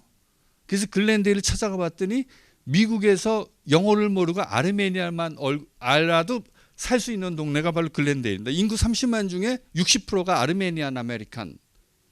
그래서 이 아르메니안 아메리칸 커뮤니티가 이 일본군 위안부 소녀상을 세우는데 적극적으로 지지하고 이 친구들이 시장 뭐 이렇게 시의원 이런 사람들이 와서 우리는 그 우리 할아버지가 아르메니안 제노사이드의 희생자였는데 그래서 우리 희생자로서 그 가해자가 희생자에게 사죄하고 하는 것이 얼마나 중요하다는 얘기를 하고 또 여기서 되게 재밌는 건 람프 신무라고 일본에 있는 미국에 있는 LA 지역의 일본계 미국인들이 내는 신문입니다. 근데 이 람포 신문이 어떤 사람들에 의해서 움직여지냐면 그 2차 대전 때 루즈벨트에 의해서 강제로 수용당했던 일본계 미국인 그 강제로 그 우리나라는 뭐라 그러나 강제로 이렇게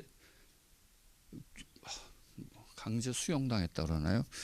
죄송합니다. 이제 그 사람들에게 공정한 역사적 정의와 배상을 요구하는 일본계 미국인들의 모임이 사실은 여기서 또 일본군 위안부 소녀상의 문제든가 이것들을 적극적으로 지지하게 됩니다. 그런데 한국 신문 같은 데서는 일본계 미국인들이 우리가 소녀상을 세울 때마다 방해를 한다라는 기사밖에 안 나오는데 실제로는 그렇지 않고 여기 루즈벨트 때 그러니까 그 강제로 재산과 집을 떠나서 수용당했던 일본계 미국인들이 자식 그 고통의 기억, 일본군 위안부의 기억, 그리고 아르메니안 제노사이드의 이 기억들이 같이 이렇게 만나서 공유하는 그런 모습이 이 글렌데일에서 보여집니다. 이게 재밌는 게 여기 그 보세요. 이 보면 엠준이라는 친구는 이건 한국계 미국인이고 이거는 아라 안히드 오샤가는 이건 아르메니아. 그래서 아르메니아계가 지배적이니까 아르메니아계의 미국인들이 여기에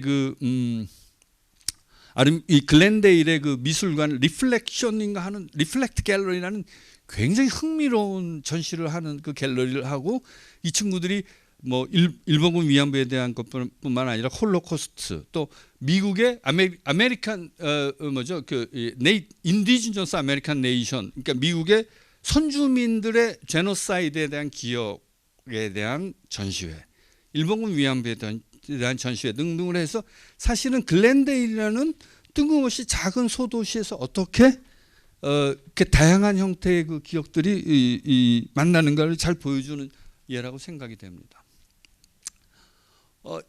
이거는 뭐 바로 거기에 이제 리플렉트 스페이스의 그 포스터들이고, 그죠? 이거는 일본군 위안부, 이거는 뭔가? 이건 아마도 노예제에 대한 게 아닌가 싶고, 그 다음에 이거는 사실은 저는 개인적으로는 일본군 위안부 소녀상에 대해서 굉장히 좀 유보적인 사람입니다. 굉장히 유보적인 사람인데 이거는 샌프란시스코의 저기 차이나타운 입구에 샌프란시스코에 있는 그 중국계 미국인 로여들 메모리 액티비스트들이 돈을 모아서 만든 소녀상입니다. 그래서 3명의 그 중국계 필리핀, 중국, 한국 소녀 셋이 손을 잡고 서 있고 여기 김학순 할머니의 등신, 김학순 할머니 실제 그 이 크기만큼 등신인데 김학순 할머니가 뭔가 아주 여러 가지 이 만감이 교차하는 표정으로 이 어린 세 소녀가 중국, 필리핀, 한국의 위안부로 동원됐던 끌려갔던 소녀들이 손을 잡고 연대하고 있는 것을 바라보는 그런 사진입니다. 네, 이거는 아까 뭐 선생님 아일랜드 기근 얘기 나왔지만 이건 저기군요. 이거는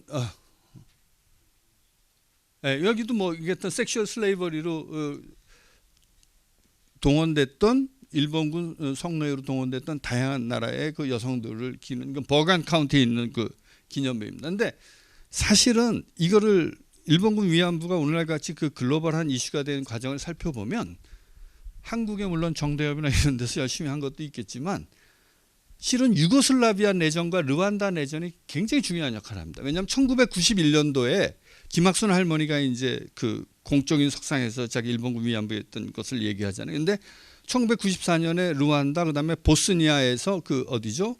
그 이슬람계 여성들에 대한 그 세르비아 내셔널리스트의 집단 강간이 벌어지고, 근데 저는 95년대 폴란드 95년 96년대 바르샤바에 있었는데 그때 폴란드 방송이라든가 뭐 뉴스를 통해서 보스니아 것 같은 것들은 추적할 수가 있었는데 이게 말로만 듣던 거하고 실제로 이게 생방송 생중계가 되는 거잖아요. 그 끔찍한 현장이.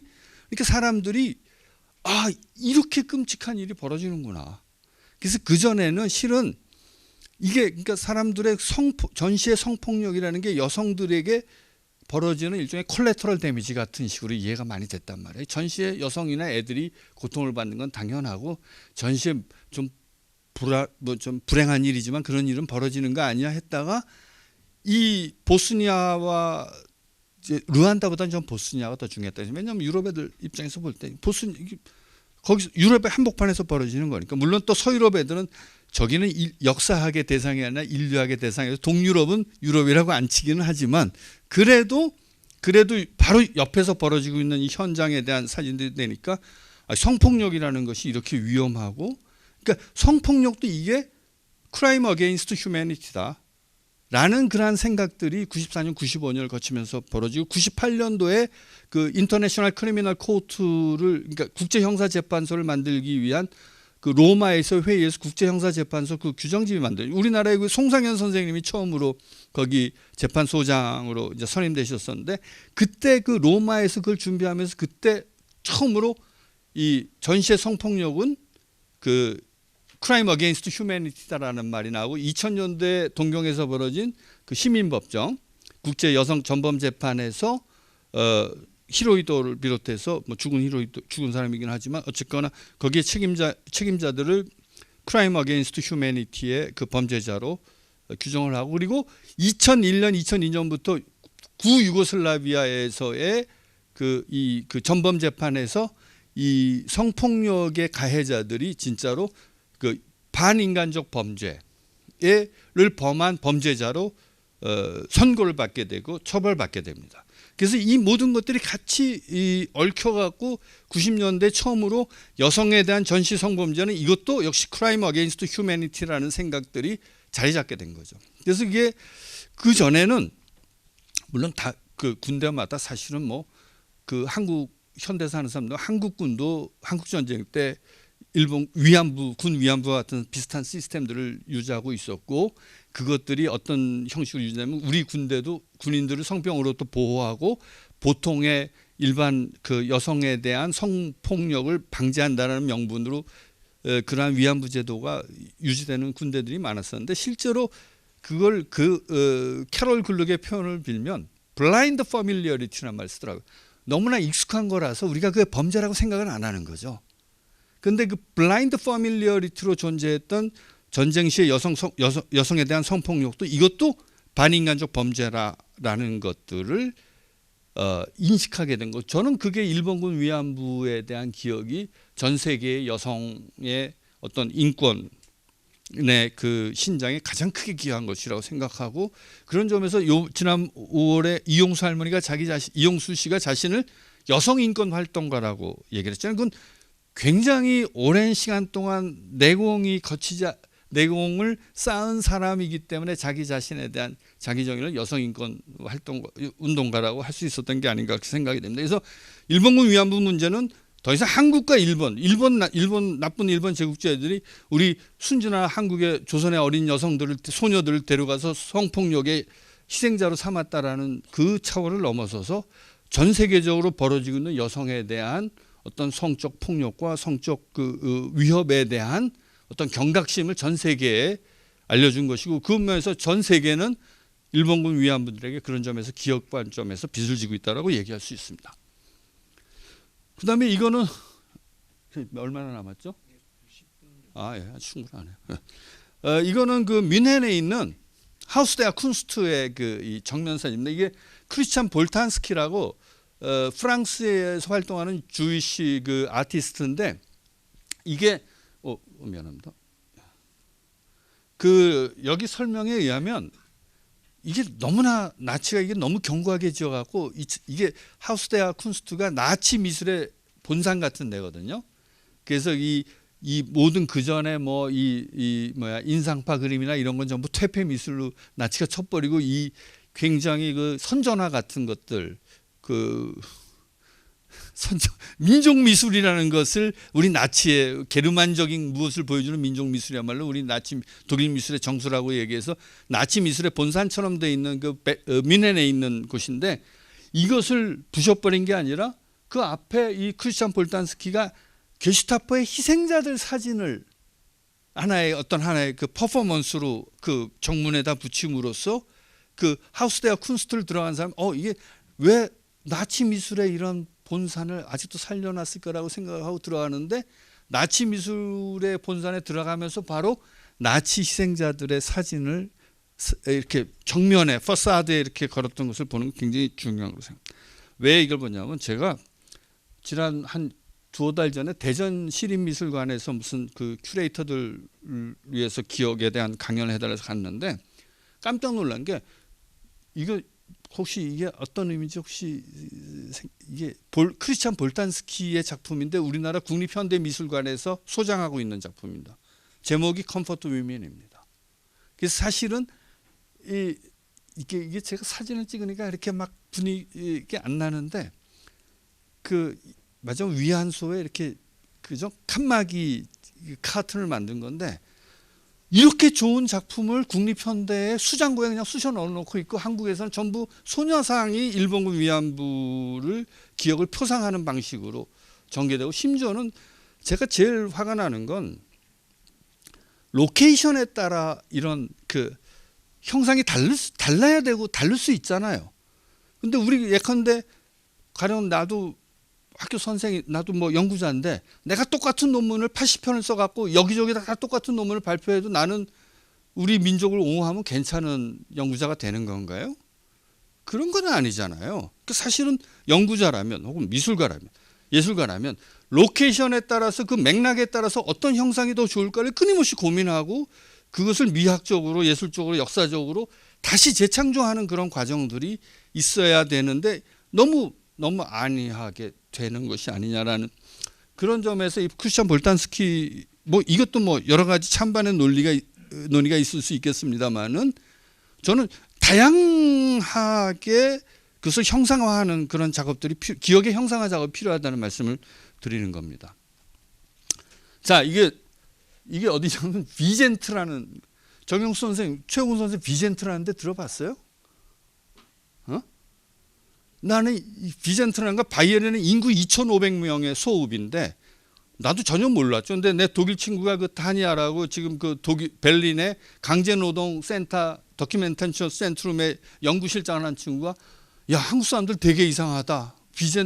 왜? 그랬더니 무슨 링크를 하나 보내주는 거예요. 근데 인구 2,500명의 이름도 네팔 히말라야 공원에 일본군 위안부 상을 세우는 거예요. 이걸 돈을 1억을 넘는 돈을 들여가지고 여기 있는 메모리 액티비스트들과 할머니들 또 거기까지 같이 가서 그 사진 찍고 한국의 지방신문에 놨더라고요. 어디서 났냐면 이거 수원시에서 돈을 대줘갖고 했더라고요. 근데 왜 수원시인가 그때는 궁금했는데 지금은 알 것 같아요. 왜 수원시인지. 어떤 네트워크가 보이더라고요.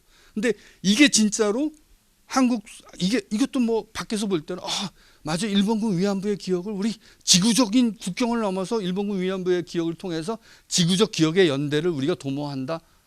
뭐 그런 해석이 완전히 틀렸다고 누구도 얘기할 수 없지만 제 감으로는 이건 아니라는 거죠. 이거는 마치 박정희 때 그 한국의 그 특산품 수출하는 식으로 이런 식으로 우리 기억이 이런 고통에 대한 기억들이 이런 식으로 되는 것이 바람직한지 진짜 저는 사실은 좀 분노가 치솟아오르고 더더군다나 아무도 찾지 않은 인구 2,500명의 독일 사람도 모르는 이런데 이 일본군 위안부 소녀상을 세우고 거기에 대해서 한국 사회에 독일 사람들도 드디어 우리 민족의 고통을 알아줬다라는 식으로 이렇게 소화하고 그래서 유통하는 이러한 기억의 방식은 곤란하다는 겁니다.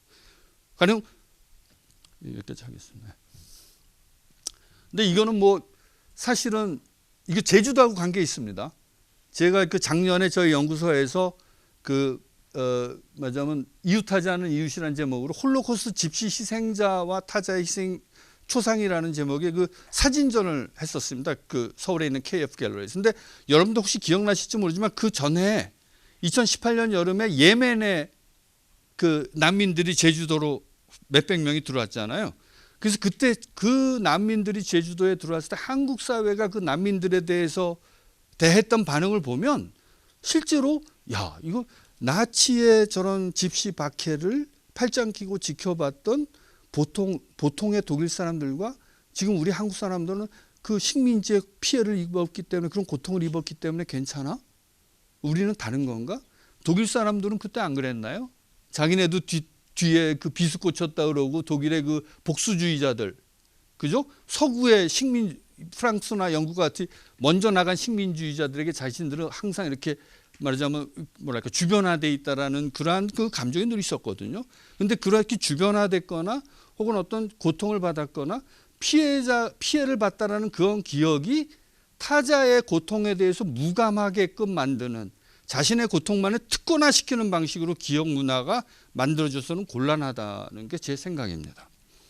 근데 이때도 사실은 제 석사과정 학생을 하나 이걸 갖고 논문을 쓰라고 그래갖고 처음부터 그 큐레이터들하고 이제 제가 막 큐레이터 3번 사실은 예술 큐레이터를 3명을 바꿨습니다. 왜냐하면 제가 처음 이 취지는 전부 다 처음에 얘기하면 우리 맞아요. 우리 한국 사람들도 저 집시들만큼 고통을 받았어요. 일본의 식민지. 내 의도는 그게 아니라 우리도 잘못하면 저 집시 박해를 지켜봤던 보통 독일 사람들처럼 잠재적 가해자가 될 수 있다. 어머 우리가 이렇게 고통을 많이 받았는데 왜 선생님 그렇게 얘기하세요? 아니 너 나가. 그래갖고 한 세 번을 그렇게 해갖고 이걸 시작을 했는데 그래서 2019년 1월 24일 날 이걸 열었는데 마지막으로 큐레이터를 정한 게 2018년 12월이었습니다. 완전히 번개불에 콩 구워 먹듯이 이제 했는데 재밌습니다. 그럼 이제 하면은 도슨트들을 우리가 교육을 시키거든요.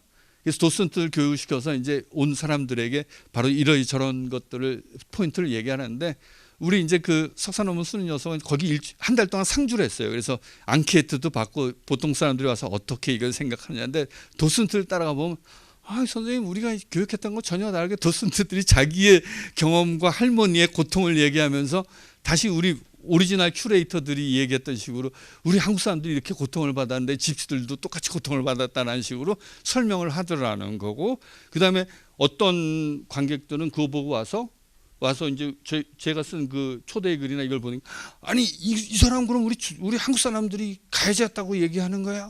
뭐 이제 이런 식으로 반발하고 굉장히 화를 내는 사람들도 있고 또 맨 마지막에 저희가 출구에 뭘 했냐면 현재 한국에 와 있는 외국인 노동자들 그리고 국제결혼 이주 여성들에 대한 사진을 전문으로 찍는 이동분 작가라든가 몇 사람들의 작품을 맨 마지막에 출구에 걸어놓고 이 집시 이 박해받은 집시 사진들을 쭉 보고 나왔을 때 나오면서 한국에서 타자들의 상황을 같이 한번 볼 수 있는 그런 계기를 만들었던 기억이 있는데 잘 되지는 않았던 것 같아요. 하나 더 열어주겠어요.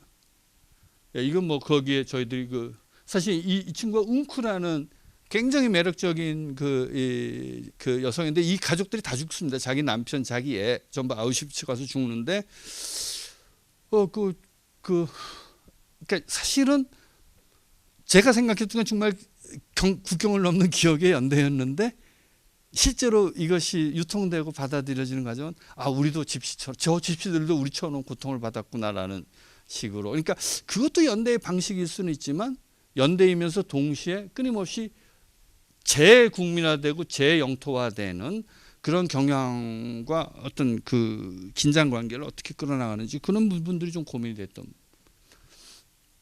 그래서 실은 이제 이게 저희들이 그러니까 뭐냐면 이런 그 기억에서 중요한 질문이 이건 사실 바우만이 한 질문인데요.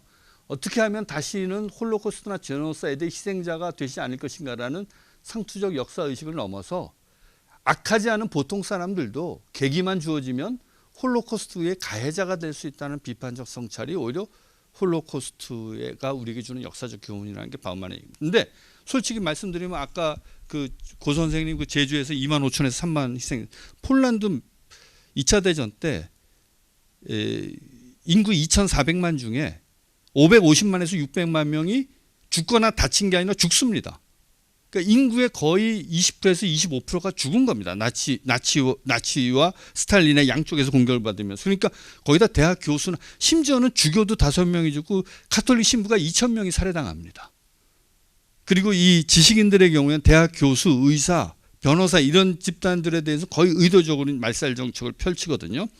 그런데 그렇게 끔찍한 고통을 받았던 폴란드의 유대계 지식인의 입에서 홀로코스트의 교훈은 어떻게 하면 우리가 다시는 홀로코스트의 희생자가 되지 않을 것이냐가 아니라 어떤 조건만 주어지면 우리도 홀로코스트의 가해자가 될 수 있다는 성찰이 오히려 홀로코스트의 가장 중요한 우리에게 주는 교훈이다라는 그 질문은 저는 한국 사회에서 이런 그것이 4.3이 됐던 5.18이 됐던 무엇이 됐든 한국 전쟁의 어떤 민간인 학살이 됐던 그것들을 우리가 성찰하고 고민하는데 가장 중요한 어떤 출발점이 되는 질문이어야 된다는 게 제 생각입니다. 다시 넘겨주겠어요? 이제 좀 마무리를 좀. 그렇습니다. 요건 뭐 집 사진 더 다시 넘겨주세요. 이거는 그 사실은 독일과 요거는 베를린의 홀로코스트 메모리얼 바로 앞 건너편에 있는 홀로코스트 동성애 호모섹슈얼 희생자 그 메모리입니다. 이거는 역시 마찬가지입니다. 이제 이게 안네 프랑크 하우스에 있는 안네 프랑크 동상인데 바로 그 옆에 뭐가 있냐면 호모섹슈얼 희생자 그 기념비가 있습니다. 근데 여러분들 거기 가보시면 네덜란드 암스테르담 가보시면 알 겁니다. 안네 프랑크 하우스 옆에는 그냥 뱀처럼 긴 줄이 늘어서 있는데 홀로코스트 이 메모리에는 아무도 없습니다. 옆에 그냥 공중 화장실 하나 옆에 있고 아무도 없고 그러니까 이 얘기는 뭐냐면 사실은 이게 굉장히 조심스러운데 이런 역사적 비극의 희생자들을 끊임없이 서열화시키는 방식. 그죠? 끊임없이 서열화시키고 누구의 희생이 더 큰 희생이다. 누구의 희생은 역사적으로 더 중요한 희생이라는 식의 그 서열화시키고 특권화시키는 그러한 그 경향이 뭐 저 자신부터 우리 기억 연구자들에게 있는데 그것도 뭐 어떤 면에서는 그걸 역사화시키는데 불가피한 측면도 있지만 죽은 희생자의 관점에서 보면 이래 죽나 저래 죽나 다 같이 억울한 죽음인데 이런 부분들 이런 긴장을 우리가 어떻게 풀 것인가라는 부분도 좀 남아 있다고 생각합니다. 예, 이건 뭐 부다페스트에 있는 이것도 이제 그렇게 거창한 기념관이 아니더라도 이 다뉴브 강가에 이 임자 없는 신발 조각을 이렇게 한 50켤레 정도를 배치함으로써 이게 홀로코스트 메모리얼 부다페스트에 있는 홀로코스트 메모리얼 뮤지엄. 이건 한마디로 요것만 더 말씀드릴게요. 여기 잘 안 보이는데 여기 희미한 뭐 명판을 붙였던 흔적을 보실 겁니다. 이게 어디냐면 폴란드 잠모시치라는 작은 중소도시인데요. 로자 룩셈부르크 고향입니다. 근데 여기 어디냐면 로자 룩셈부르크 생가입니다. 제가 95년도에 갔을 때는 구두방이었는데 폴란드에서 로자 룩셈부르크 사실 우리가 볼 땐 폴란드가 낳은 최고의 막시스트 이론가이자 활동가인데 폴란드에서는 로자 룩셈부르크 얘기하면 거의 이렇게 뭐 저런 놈이 다 있나라는 식으로 마지노라. 왜냐하면 유대인이었고 여성이었고 더 무엇보다도 폴란드 독립을 반대했습니다. 국제주의자였으니까 우린 러시아 혁명에 힘을 써야지 지금 폴란드 독립을 외칠 때가 아니다. 그래서 이 폴란드에서 로자 룩셈부르크 완전히 마지노라이즈 됐었는데 그래도 옛날엔 구두방이었지만 여기 1870년 3월 5일 로자 룩셈부르크가 여기서 태어났다는 명판이 있었는데 제가 2018년 5월 달에 여기서 뭐 독폴 그 교과서 그 컨퍼런스에 뭐 초청 강연을 한번 갔었는데 거기 있는 폴란드 친구 야 로자 룩셈부르크 생각 한번 오랜만에 한번 가봐야 되겠다. 그거 아무것도 없을 텐데 왜 이렇게 봄에 난리가 났었다. 근데 뭐냐면 지금 폴란드는 극우 정권이잖아요. 근데 보통은 이런 그 기념비에 대한 결정권은 지방 정부가 갖고 있는데 공산주의의 과거에 대한 결정권은 중앙 정부의 IPN 인스티튜트 파미엥츠 나로도베이라고 하는 민족 기억 연구소가 거기 공산주의의 과거에 대한 결정권을 가지고 이 시장은 로자 룩셈부르크 때문에 관광객도 많이 오고 여기 찾아오는데 이거 떼는 거 반대. 나는 공산주의자 아니고 난 반공주의자지만 떼는 거 반대했는데 IPN에서 와서 저런 건 떼버려야 된다. 하고 떼갖고 바로 제가 가기 전에 한 2달 전에 떼갔다고. 요거는 사실은 비슷한 건데 이게 밑에 이게 뭐냐면 동상이 서 있던 기반석인데요. 부다페스트에 있는 게오르그 루카치 동상을 철거하고 다 없애버리는 걸 그 소로스가 하는 그 오픈 소사이어티에서 그 기반석만 갖고 와서 자기네 그 오픈 소사이어티 뮤지엄에 연결됩니다. 뭐 또 할 일이 많은데 그냥 여기서 제가 시간 조절 잘 못했습니다. 예, 감사합니다. 이제 박수 부탁드립니다. 예. 뭐 시간이 다 돼서 저도 뭐 정리 간단하게 임지연 선생님 왜 국제적 연대가 과연 가능한가라고 이야기했는가 알겠습니다. 그 내셔널 메모리와 아니면 제노사이드 메모리의 그 기존에 근저에 깔려 있던 그 본질적 의미가 어떻게 연대하고 그 다음에 우리에게 어떤 교훈을 줄 수 있는가 뭐 이런 여러 가지 지금 사례들을 너무 이제 많이 설명하시려고 하다가 이제 계속 다른 사례들을 했는데요. 본질적 측면에서는 뭐 제주 4.3의 기억이 또 이런 국제적 연대의 차원에서 어떻게 기억되고 이것이 향후 어떤 방향으로 이제 가야 되는가에 대한 그 의미를 이야기해 줬다고 이렇게 생각이 듭니다. 그 이번 세션에서는 저희가 북아일랜드 사례도 있고 그 다음에 이 제노사이드나 아니면은 내셔널 메모리와 같은 이런 것들이 어떻게 이제 생성이 되고 국제적 연대가 가능할까에 대해서 이야기했는데요. 좀 더 이제 이런 논의들이 구체적으로 다음 세션에서 좀 더 이런 기억의 연대와 해외 사례들이 우리의 평화 교육과 아니면은 새로운 교육 과정이나 아니면은 이 제주 4.3을 기억하는 방식에서 어떻게 잘 이루어질 수 있을까에 대한 논의가 더 이어질 거라고 생각을 합니다. 자, 제2 세션 여기서 마치도록 하겠습니다. 감사합니다. 네.